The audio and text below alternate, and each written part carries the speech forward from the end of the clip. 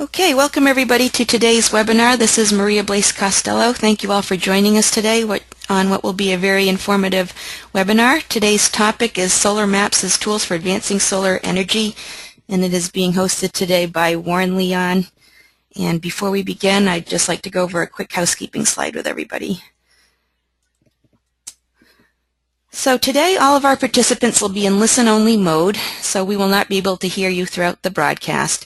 You can select how you want to receive the audio on the webinar by using your telephone or mic and speakers. So if you have some computer speakers, feel free to use them. Just make sure in the audio box that you'll see here that you select mic and speakers. And if you're on the telephone, please select the radio dial for telephone and enter a PIN number if you're on the phone. So you'd enter that PIN number right into your telephone keypad. Also, we are going to ask if you have any questions today for any of our guest speakers that you please type them up in the question box that you'll see on your webinar console and then hit send. They will go to Warren Leon. We'll queue them up and then we'll ask your questions to the guest speakers as time allows following all of today's presentations. Today's webinar is being recorded, and you can find the recording for this webinar and any of our other CISA webinars at the URL below, http://www.cleanenergystates.org/webinars. There's also a webinar tab at the top of our CISA website homepage. So feel free, this webinar should be posted by the end of the day, and all of our other webinars are archived there as well. So with that, I'd like to introduce Warren Leon. Again, Warren is the Executive Director of the Clean Energy States Alliance. So Warren, please go ahead.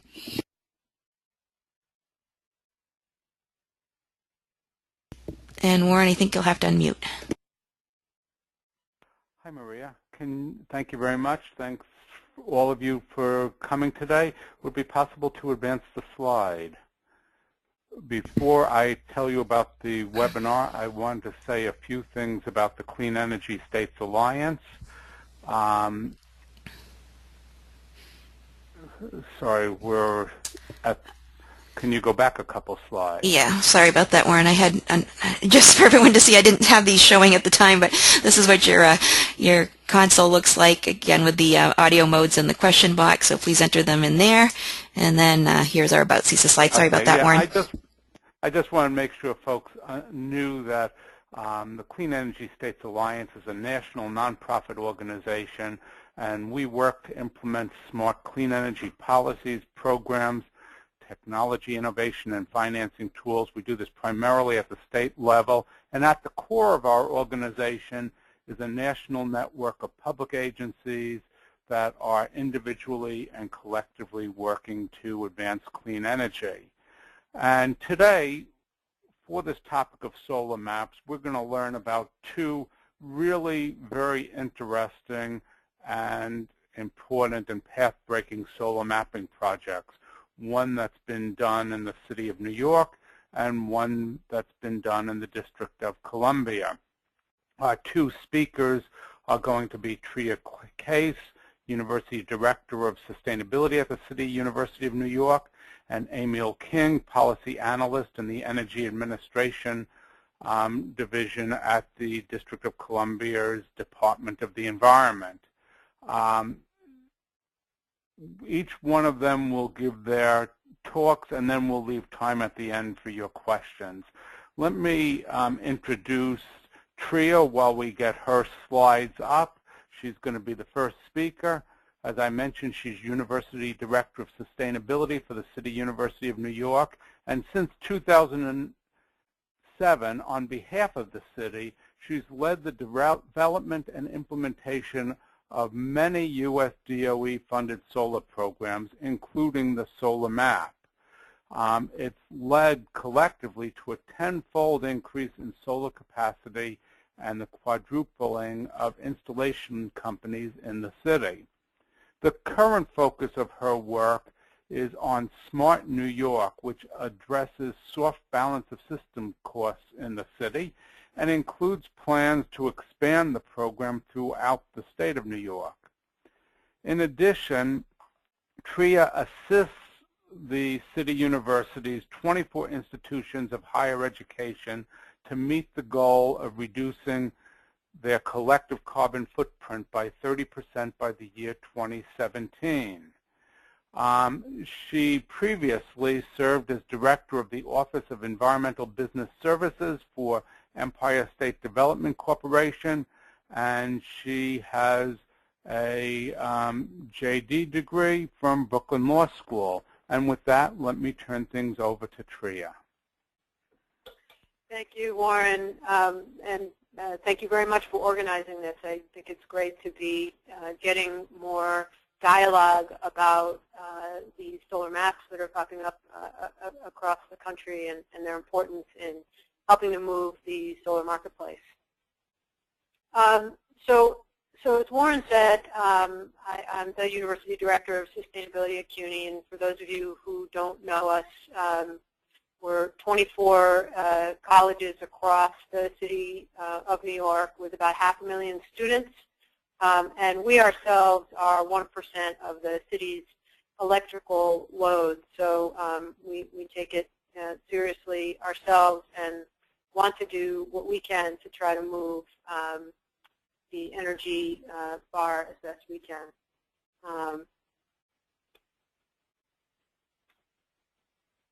Forgive me, Samantha, but oh, there it goes. So I wanted to give you a quick overview of what we do at CUNY, and then take you through the map. So we ourselves, as I said, 300 buildings, percent of the city's electrical load. We're doing our best to be a model for efficiency and sustainability in the city. But we're also trying to build tools that can help move the bar for the city and take that beyond. And Warren had mentioned NY Solar Smart, one of our solar effort starting in the city. We're now taking that across the state of New York, and we have 16 municipalities across the state that we're partnered with, representing over half the residents of the state of New York. And as I described the New York City solar map, envision it eventually as a statewide map. That's something we're starting to work on today.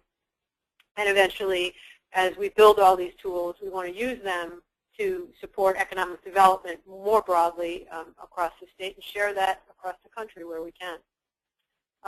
So when we started our effort in New York City and started to think about how to create a solar roadmap for New York City, there was a megawatt of solar. And we recognized that with 1 million buildings, that was obviously not realizing our solar potential. So we built a roadmap for the city, and timing being everything, that coincided with the Solar America Cities effort, and New York City became one of the first Solar America Cities designated by the Department of Energy. This really just lays out for you the sort of continuum of effort that we've had since 2006, and I think it's important to point that out for a combination of reasons. One is clearly we've made sure that we have the right people and the support in order to make this happen, and that becomes very important for any of the tools that we are standing up there, that anybody stands up, particularly for the solar map. In addition to having all those partners, we really wanted to create a continuum of activities. And so we have a combination of what we would call human capital, solar coordinators that represent New York City and New York State, bringing together all the installers across the state of New York for a roundtable, all the agencies, and all the utilities. In addition, recognizing that all the policies need to be in place. We can have a map, we can have all the great tools, but if we don't have the right policies in place, it's hard to move that marketplace. And so we've put in place working groups across net metering and across financing and all the key areas. The technical component is really where the New York City solar map sits, but also where much of the work around analytics sits. As we put in place each one of these tools, we want to make sure that we can see the growth and we can see how we're doing. And so while the map is going to give us much information about what's happening, about what's possible, the analytics tools also help us see how we're doing. So that technical component in that continuum has been a really long-standing and large focus of our effort. So in thinking about the solar map, you know, again, we think about it from the perspective of what the potential is on any rooftop, but we've also found that it's incredibly important for folks to be able to see what exists out there today. My neighbor's doing it, my town's doing it, it's happening. And so when you go to the front page of the New York City Solar Map, nycsolarmap.com or .org, you can see all of the installations that currently exist across the city. And also, if you click on any one of those icons that you see there, you're able to see a little testimonial and some information about each one of those installations, and also who installed it and what the annual output is. Some of those installations actually have live solar data collected, so you can click on that and you can see what's happening real time. Another important component of the solar map is really the back-end tool that can be a planning tool for utilities and for us. So for example, we are now undertaking an effort we're calling Grid Ready with Con Edison, where we're looking at the back end of the solar map and layering that with information from Con Edison so we can see where is there potential for installations over a certain size, and where does Con Edison see issues from a grid perspective with installations over that certain size. So we can begin to do a little planning not only for the utilities but also for the consumers. So if somebody thinks they want to put a megawatt up somewhere, they can get some information about the fact that there may be some additional work that needs to be done on the grid side. I'm going to take you through a couple of slides now to just talk to you about how we built the solar map and then talk about the functionality. So in order to build the map, we really needed to create a 3D model of New York City. Because we have buildings so close to each other, obviously there's a lot of shading that we need to take into consideration as we're trying to determine what the potential is on any rooftop. In order to do that, we had to shoot LiDAR data. I'll explain that in a second, in order to create a digital surface model, this 3D image of New York City. And then we had to run the insolation data, how much solar hits any point in the city, and try and take that and fold it and layer it with that LiDAR data. And then we needed to calibrate that with the information about weather and what's happened over time in weather, and then eventually develop that map. The map was actually entirely built at the City University of New York, and it was led by a fellow named Professor Sean Ahern at the Carsey Center at CUNY's Hunter College, and we're very proud of that. So LiDAR data is basically, it required us to fly planes in a grid pattern over the city, and it shoots this technology, this ranging technology, down into the city, and as those points bounce back, it creates a 3D image of the city. Once you create that 3D image, it allows us to have information about every square meter of the city. We have now 15 billion points of data that describe New York City. And as that data gets transformed, we actually turn that into an image of New York City. And this is really important for us in terms of building a solar map. Many cities are shooting LiDAR data now in order to be able to do assessments for resiliency, for example. We can see what happens when an inch or 2 inches or 3 inches of water moves across the city as well. Then we layer that with the LiDAR data. With the radiation data, so that we can then see how much solar is hitting any rooftop or any component of the city over time. And then eventually we have to calibrate that with the weather data. And we're able to take the meteorological data that was based on 30 years of observation in Central Park, and we're able to model that across and layer that across all of these data points. By the way, that LiDAR data is down to the granularity of a coffee cup. So it's pretty granular data that New York City has now. And then we actually have to take all that information and we have to see what happens when you tilt a solar panel, and recognize that you know, folks are going to be putting panels on buildings at different tilts. So again, as we start to create these estimates, we have to be able to understand what happens when you are tilting that solar panel up on that roof. So all of that allowed us to create this solar map. We're able to make the visuals look as you would see in Google Earth or you know, other GPS type systems that you're used to seeing, and we're able to either zoom into a borough and allow you to sort of, pick a building or select a building, or we actually can type in an address and it will find that address. In one of those million buildings in the city, you can click on that rooftop and it will tell you what the potential is for that rooftop.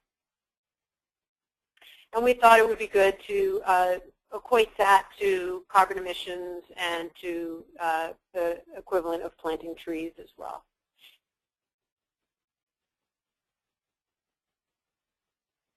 We also allow you to be able to change various components of the assessment so that you can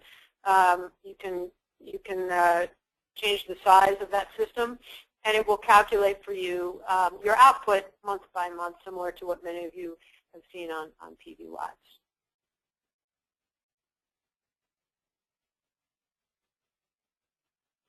In addition, we took into consideration the setbacks that are required by the fire department and other local codes, and the current incentive rates at the state or the federal tax credits, and we're able to create the payback based on the incentives and your assumed electric bill rates.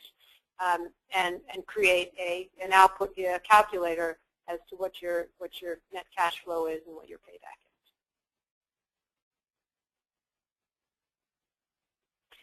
is. In addition, we recognize that some folks would want to be able to draw where they would like to place their system, either on a rooftop or in places across the city where, in fact, you know, there may be some space, whether it be a parking lot or a landfill or something else. So you're actually also able to click on a draw on an area, and you're able to draw the area, and again, an output of what the solar potential is of that location. So as a result of that continuum of activities and of the solar map, which we launched in early 2011, the growth has been really exponential. We've gone from that megawatt all the way up to 22 megawatts, and I can tell you today there's probably more like 25 and more in the hopper. So not only does that equate to a significant growth in solar, but it's a significant investment in that in solar from a monetary or economic development perspective in the city of New York, representing going from an $8.3 million industry to a $162.6 million industry in the city of New York. That you know, in and of itself, you know, tells a pretty big story. I can't, you know, underestimate the importance of the fact that folks can get on the map and see what's happening across the city. It's very hard to see what's happening on rooftops. And so, again, you know, while we think of solar maps as giving you that potential on a rooftop, having that information about what's out there today and trying to chart that is equally as important. So looking at what the map did in terms of over that year, what happened in terms of percent of growth over the previous year. In 2011, New York State was just, you know, kicking off new programs. In New York City, we had been going for some time, and so our year-over-year growth was larger, but we still hadn't year-over-year. Our percent growth was not as high as it was in the United States. After launching the map, we had a bump, and that year-over-year growth in 2012 was larger than in New York State and in the U.S. The map was something that we launched that was different than what was happening elsewhere. So, we'd like to think that it had a role in making that happen. So with that, I'll end my presentation, and I'll hand it back to Samantha. Hey, Tria, thanks very much. That was very interesting. That map is quite impressive. We'll have some questions for you after we hear our next presentation. And while we get Emil King's slides up there for you all to see, let me tell you a little bit about him. Emil King is an energy policy analyst with the District Department of the Environment. He's had a significant role in developing the district's clean energy and energy efficiency programs and policies for the past 5 years. He's also played a key role in planning and carrying out the mayor's Green DC Agenda Sustainability Plan. In particular, he's been closely involved with a host of DC sustainability initiatives, including working on renewable energy goal setting, working on a comprehensive greenhouse gas inventory, climate change and green building policy, and vehicle electrification. Before being in his current role, he was program manager for the District Department of the Environment's Renewable Energy Incentive Program and its predecessor, the Renewable Energy Demonstration Program. And prior to his work for the District of Columbia, he served as the program manager for the nonprofit Anacostia Watershed Society, where he conducted extensive laboratory and field research in the areas of microbiology, immunology, aquaculture, and agroforestry. And he's going to tell us about another very interesting, relatively recent mapping program. And so let me turn it over to you, Emil. Hi, thanks, Warren. Good afternoon, everyone. Again, my name is Emil King. I'm an energy policy analyst for the District of Columbia Department of the Environment. Here at DDOE, I'm currently responsible for renewable energy and alternative transportation policy and initiatives.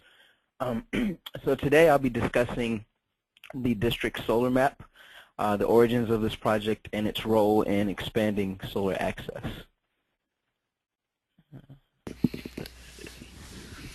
me grab control. There you go. Okay. 1 second. Let's see. Doesn't seem to be advancing for me.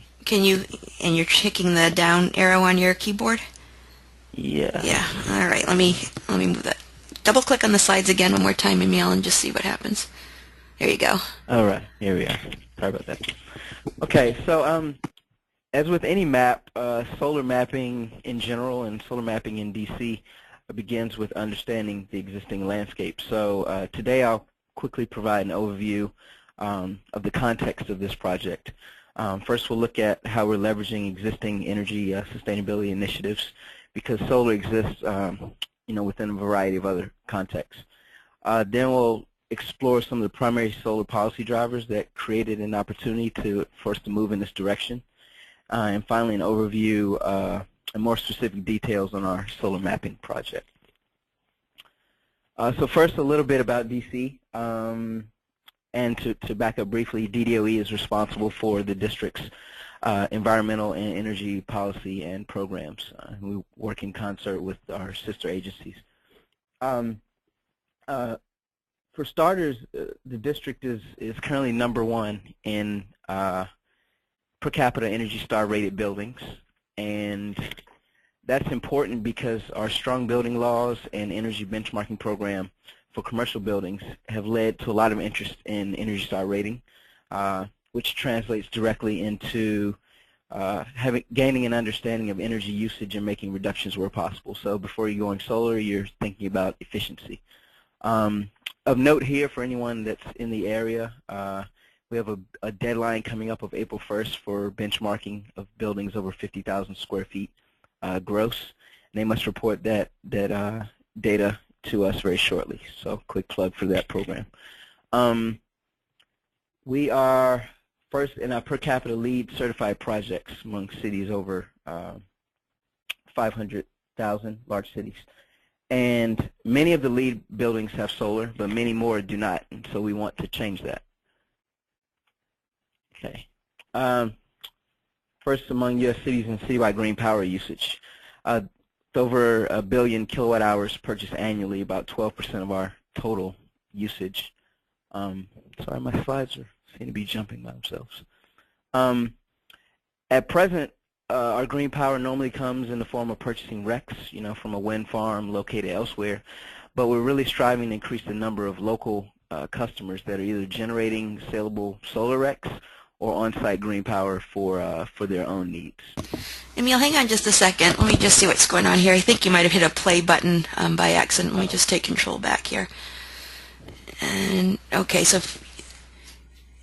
it's still playing. Okay, hang on one second. I think it's something to do with down here. Hey, sorry about that. Hang on, folks. Invisible, yeah, the ghost in the machine has taken over. There we go. Hang on one second. Let me just, 1 second.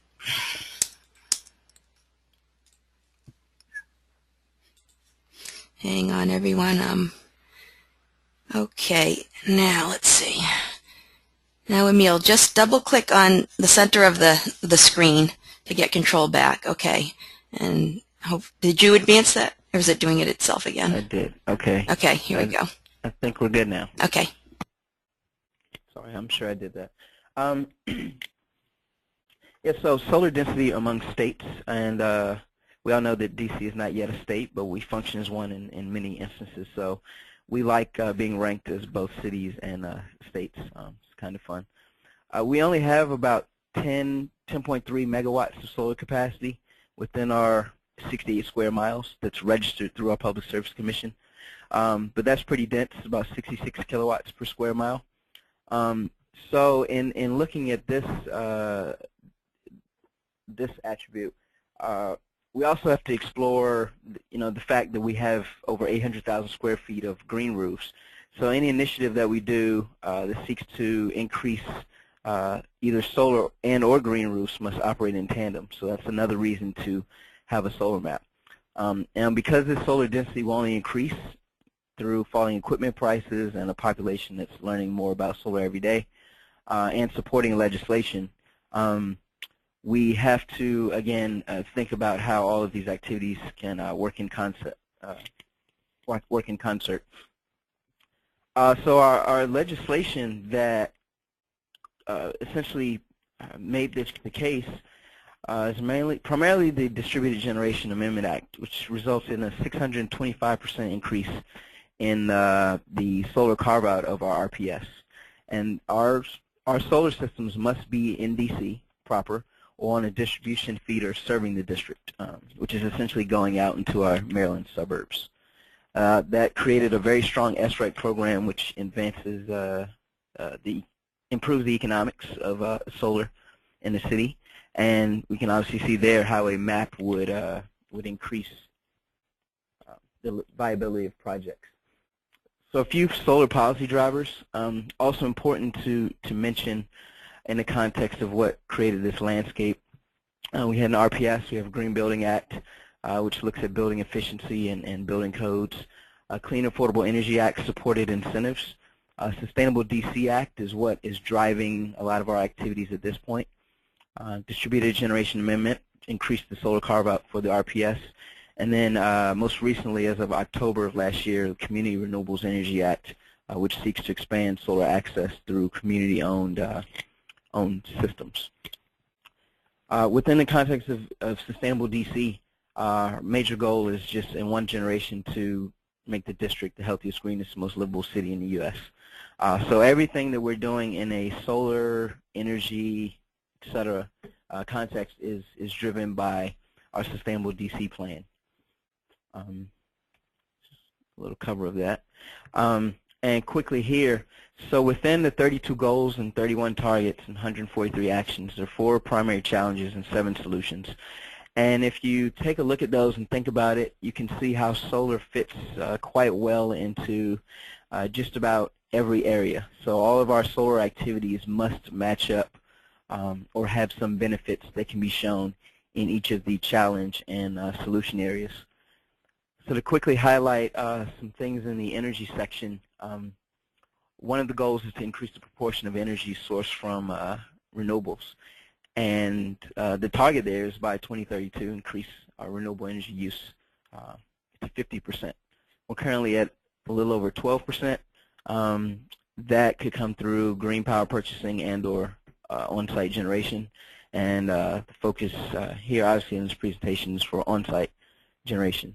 Some of the action items that were identified by the working groups included identifying opportunities for neighborhood scale renewable energy systems. So we hope that our map will facilitate that, as well as building 1,000 new clean energy projects. In the built environment category, which looks to improve the standards for green building construction, we have a specific target of meeting net zero energy use standards in all new construction by 2032. So we're currently engaged in this process of updating building codes and looking at higher levels of LEED certification, as well as requiring all new buildings to meet net zero. That's a longer-term goal, and that is being made more real by the fact that there's a solar map and enhanced solar adoption. Quickly, you can look at our RPS, again, the driver here. We're currently at 0.6% of our solar carve-out, and we'll get to 2.5% by 2023.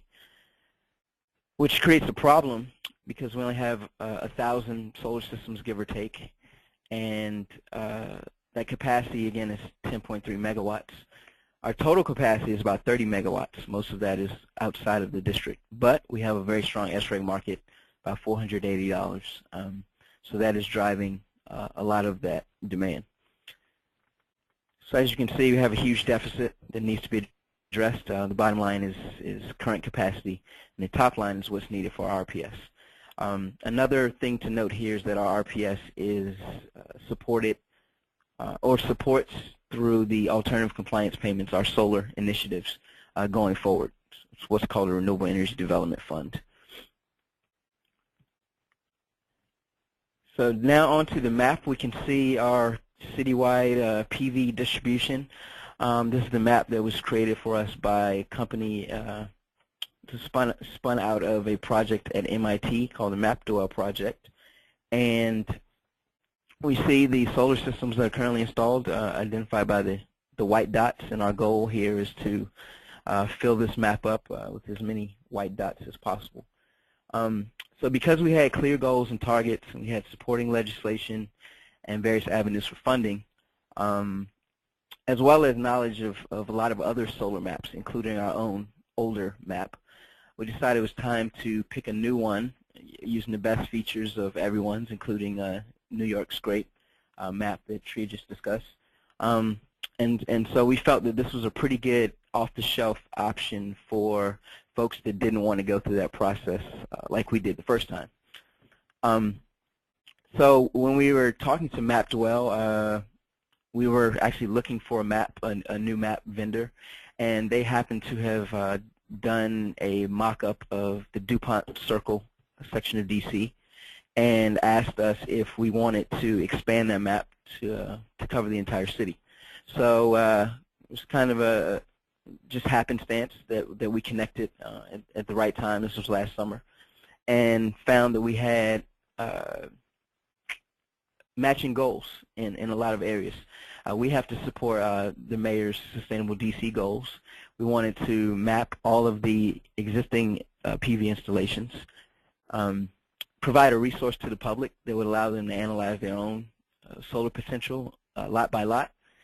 MapDwell wanted to showcase the solar system tool that they developed, and they chose DC because it's where national energy policy is debated and created. And then we wanted both demonstrate the viability of community actions that are driven by tools like engaging maps. And finally, we want to both accelerate deployment and adoption of other kind of open energy mapping and analysis tools in other cities. So I think we're getting close on that goal as well. So when you are engaged in the process of planning for a solar map, at least from our perspective, these are a few areas of consideration.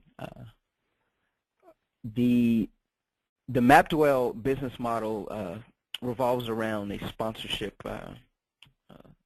relationship. So they develop maps and host them using your own resources, and you provide funds to pay for server space and maintenance upgrades, etc. So we had to provide logos, program content, our existing databases of installed systems, determine what your optional inputs would be, installer information, etc. Also local intelligence, what financial incentives are available. Are there restrictions on building types? What's the solar pricing like in your jurisdiction? We also had to look at the launch and outreach kind of program, developing a plan for getting the word out that there was indeed a map and everyone should get on there and check their buildings out. And then finally, developing contracts. How are you paying for this? What's the relationship between the vendor and the municipality? And what are the terms?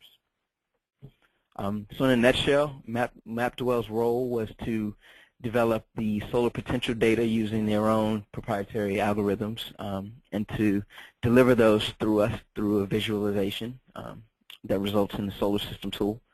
And they also developed the cost-benefit analysis modules, which we can take a look at shortly.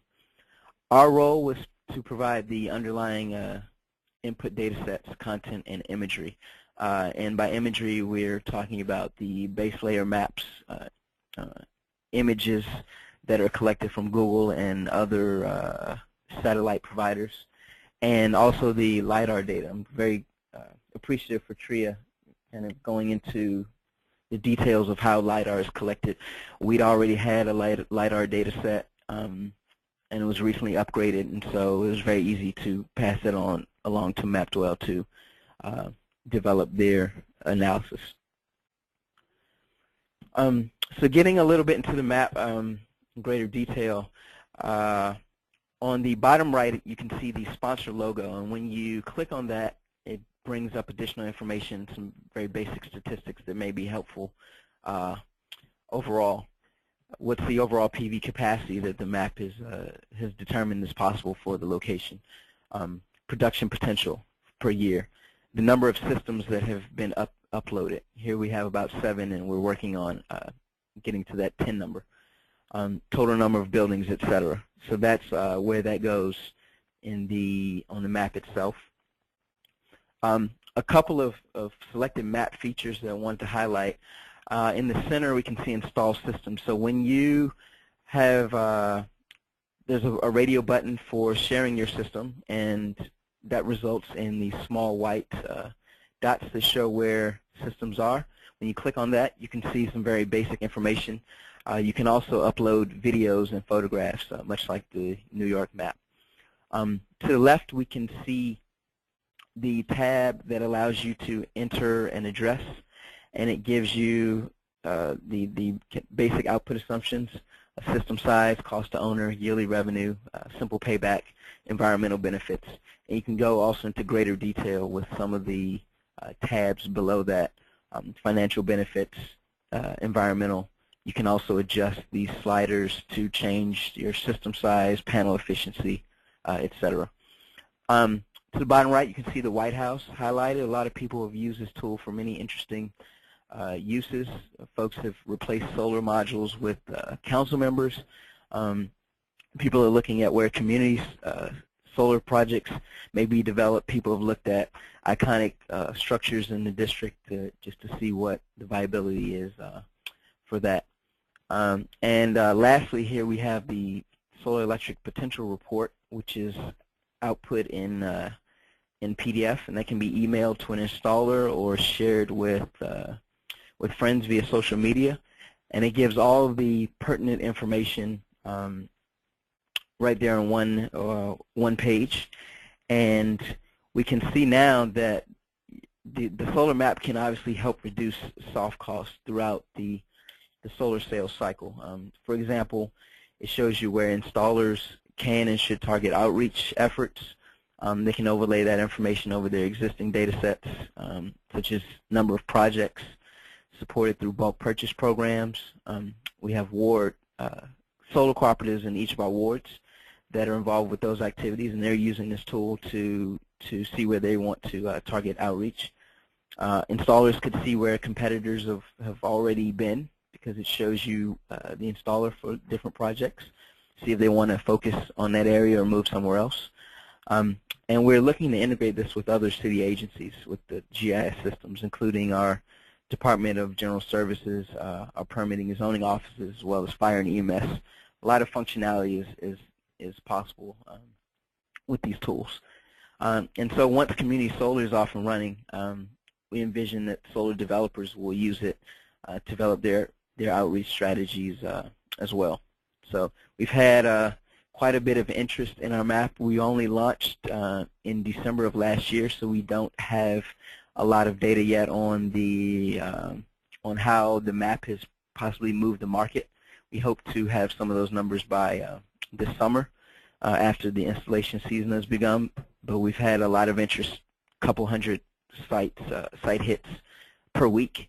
We get weekly reports every Monday, and that 200 or 300 hits, folks spend on average about 14 minutes or so on the site, probably looking at their neighbors' houses and looking at other buildings and their own projects as well. So if we have time, we can switch over a little bit for questions. Yeah. Otherwise, Emil, do you want to demonstrate the tool? Yeah. Okay, great. Hang on, I'll pull that up.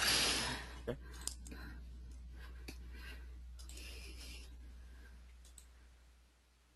So again, Emil, if you double-click on the screen, there you go. You should have control now.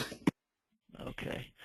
So as you can see, I just clicked on a random building, and over here on the left, it gives you the address.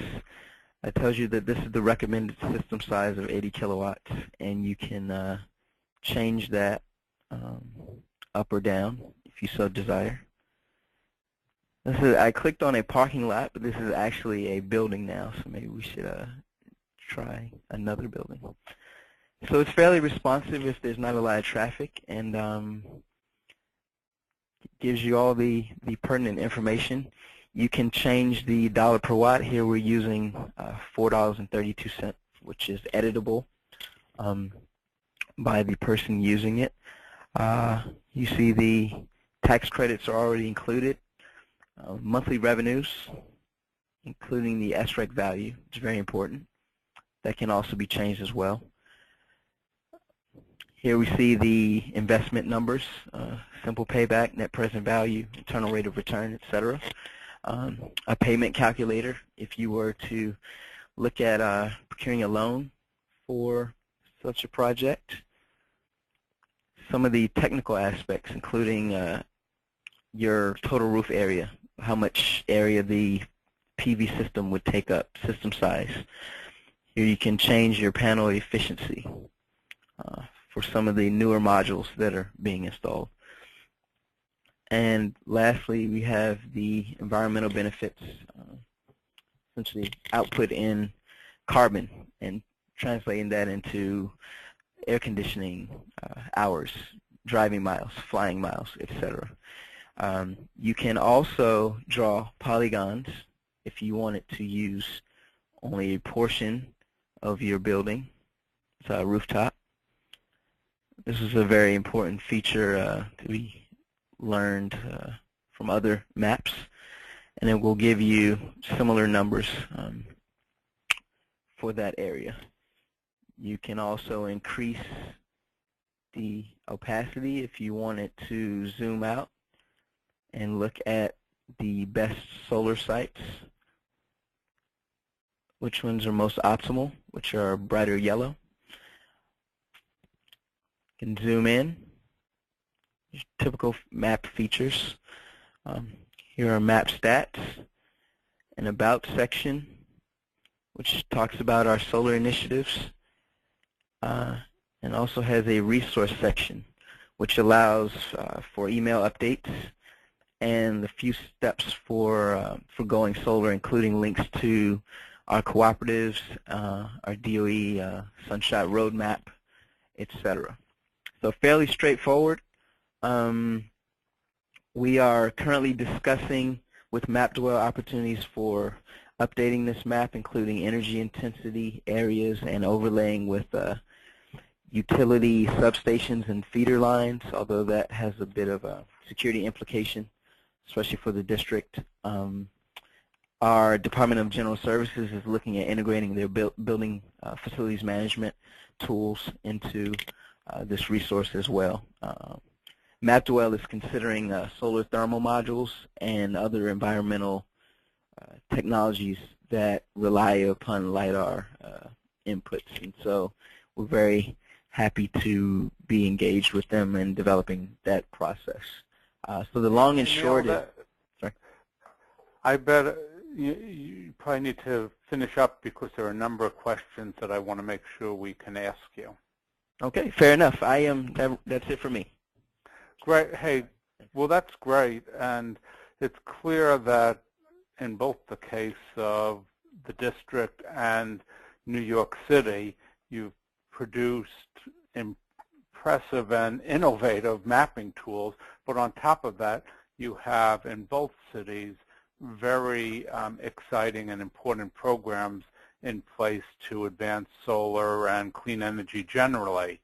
Let me ask some of the questions that have come in while you folks have been talking.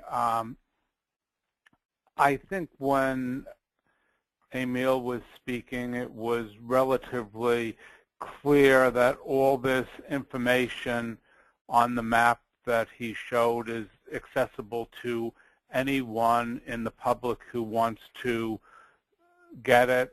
One person was asking you, Tria, whether the information that you presented in your presentation as existing on the maps, is all of that available to any user, or is that only for some of it only for your internal use? Everything I presented in terms of being able to click on any building and see the potential and all those sort of things that Emil just talked about, those are all on the New York City solar map. One of the things that he just showed, which was what I'll call the radiation layer that sort of has the bright yellow versus the less bright yellow, that is not visible on the New York City map, but it is a layer that we're building into the New York State map. So you will see that in the future. Okay. And here's a question for both of you. Do you have any sense up till now whether the maps are being used more by individual building owners, or is it more a tool that is being used by solar installers? Or is there no way to know? From our perspective, so we use Google Analytics on the back end for determining site traffic, origin of clicks and whatnot. It appears that they're mainly residential viewers. In our case, that's the crux of our solar market. Although anecdotally, we've heard from installers that they're asking customers to go to the tool first. Our cooperatives are asking customers to use it first as well. And so building owners and installers, I believe, are starting to use it more. We're looking to expand our commercial offerings, and so I think on the residential side, it's pretty clear that it's individual homeowners that maybe have a row home or maybe small multifamily buildings are starting to use it to explore, but that may be shifting a little bit. Yeah, and sometimes we'll see, at certain times we'll see the amount of time spent on the site has a longer blip, and then at that point we can tell that folks are on doing multiple assessments. So we can sort of see that happening on occasion as well. Tria, here's a question for you. Emil talked about some of the additional, in effect, mapping layers and features they're thinking of adding in.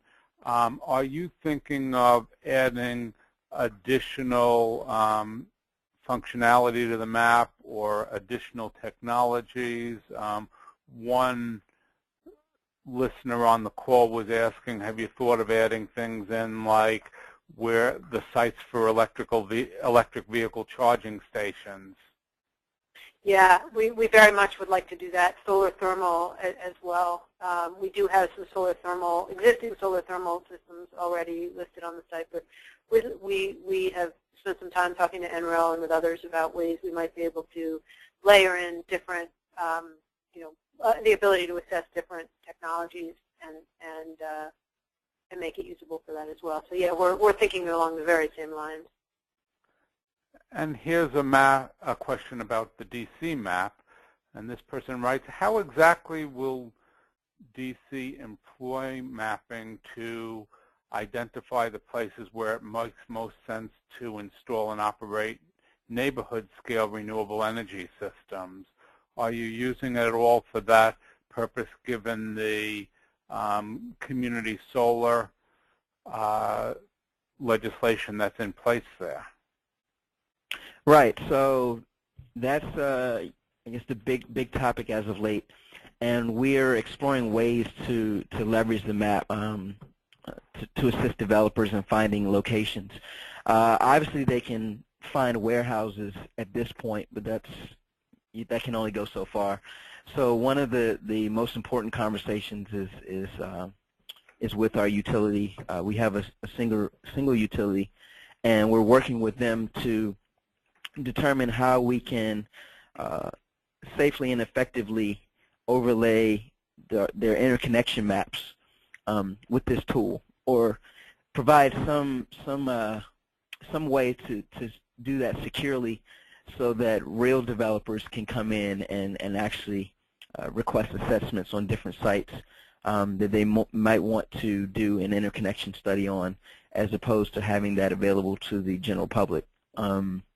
Again, that's been a bit of a challenge due to federal facilities and not wanting folks to know where feeders and substations are, which is extremely important from a developer's perspective, because some of them are already at capacity or close to that, and that'd be a bad site, even though the buildings are ideal. So we're just now beginning those discussions.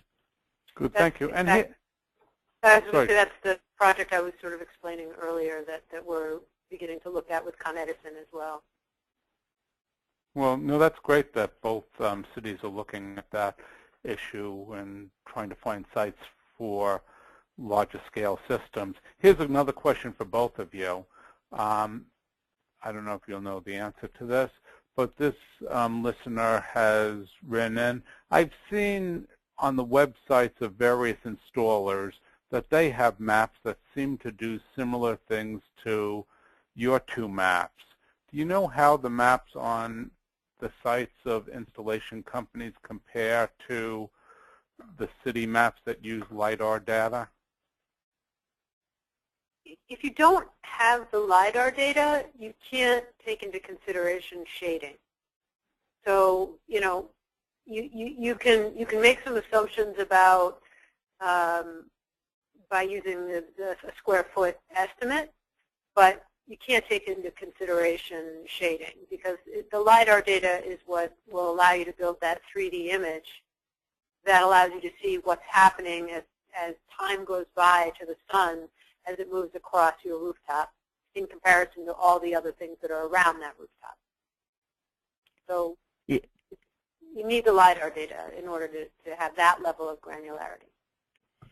Yeah, I'd agree. I think one of the reasons we went with this particular vendor is because they had looked at all the existing maps and kind of reworked some of their assumptions to make it a lot more accurate than, say, an installer map would. So, yeah, I concur with Tria that without LiDAR, you're just kind of estimating using your rooftop. You're not taking into account temperature and weather conditions over a long period of time, or shading issues, et cetera, and not necessarily using the most updated maps. And so I think that a university project such as hers, or a government project such as ours that was spun out of a university project, are two different approaches that could work for really anyone, that tend to make it a lot more accurate than someone who may be in it for profit. So.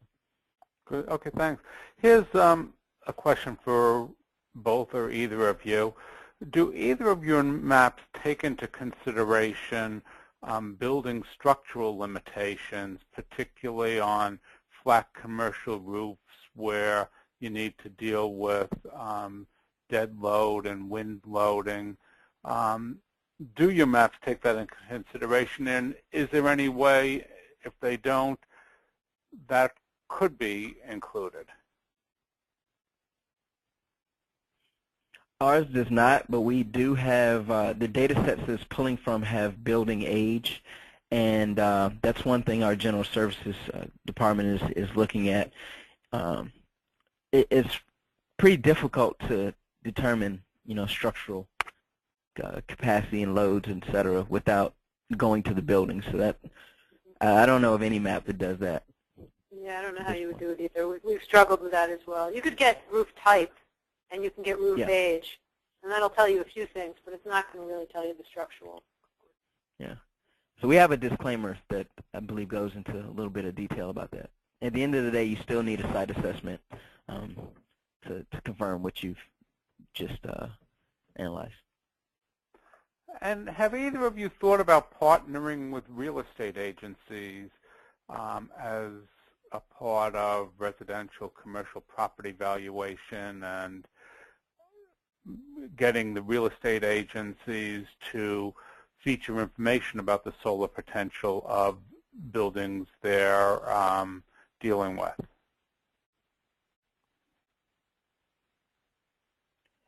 We've had some interest from a few small developers and real estate agents along those lines. So nothing has happened as of yet, but people are interested in kind of highlighting the solar potential of buildings, especially in the residential space. Yeah, I would echo that. And here's one last question. This, I think, is probably more for D.C., but maybe it also relates to New York, is whether either of you worry about the use of a proprietary map provider limiting the ability to integrate your maps with those in surrounding communities which may not want to engage the same provider, or do you think that that doesn't matter so much? Yeah, I think at this point, I mean, it's definitely come up. We're part of our Council of Government, so it's the entire kind of Metro D.C. region, and that same question was asked. At this point, folks are looking at all of the options that are available to them, and ours was fairly low cost. It may not be that way for others, so that's a big consideration as well. All of the data outside or beyond the kind of potential analysis belongs to us, so we could transport that, to any tool that may arrive to supplant the one that we're using now. But until that happens, we're still going strong with this one and seeing how we can leverage that. But again, all the data belongs to us, so we could create a new map if we want to, kind of along the same lines. Now, clearly, in the case of New York, you're trying to now expand it beyond the city to the rest of the state. Has anybody raised an issue about whether it would be desirable to spread your system beyond New York to other surrounding areas in the tri-state area? Certainly folks have been interested. It's all about, the funding to be able to put the time into coding these things. But now that we've built the city map, it's much easier to look at the extensions. But part of the reason why we we were very excited to be able to have the CUNY capability, was because we knew we wanted from the beginning to be able to build this out beyond New York City. You know, I mean, we're the choir. We all think that it's important to have, you know, solar mapping capabilities. So, yeah. Well, I think you both have presented very interesting information today, and I suspect the folks on the call are thinking about ways in which it would be good to have these maps in other sorts of communities across the country. I want to thank you for presenting, and for those folks for whom I did not get a chance to ask your questions, you should feel free to write to any of us to follow up with those questions. So thank you all for listening, and thanks to Emil and Tria for your presentations, and we look forward to you on future webinars.